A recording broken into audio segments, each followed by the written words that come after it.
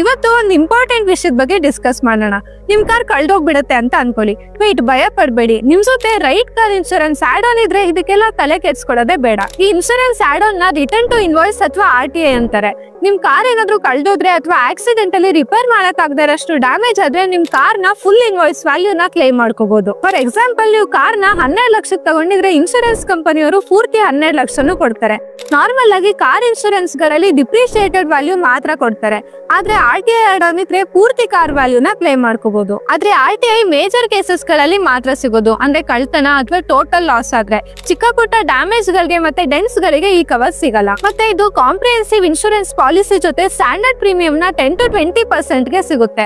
ಹಾಗೆ ಇದು 3 ರಿಂದ 5 ವರ್ಷ ಹಳೆ ಕಾರ್ ಗಳಿಗೆ ಮಾತ್ರ ವ್ಯಾಲಿಡ್ ಇರೋದು, ಡಿಪೆಂಡಿಂಗ್ ಆನ್ ದ ಇನ್ಶೂರರ್. ಸೊ ನಿಮ್ ಜೊತೆ ಹೊಸ ಕಾರ್ ಇದ್ರೆ ಈ ಆಡ್ ನಿಮ್ಗೆ ಕಂಪ್ಲೀಟ್ ಪ್ರೊಟೆಕ್ಷನ್ ಜೊತೆ ಒಂದು ನೆಮ್ಮದಿ ಕೂಡ ಕೊಡುತ್ತೆ.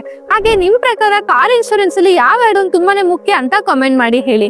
ಹಾಗೆ ಈ RTI ಆಡ್ ಆನ್ ನ ಮಾಡ್ಸೋದ್ ಮರಿಬೇಡಿ, ಯಾಕೆಂದ್ರೆ ಇದು ನಿಮ್ಮ ಹಣಕಾಸಿನ ತಲೆನೋವನ್ನ ಕಮ್ಮಿ ಮಾಡುತ್ತೆ.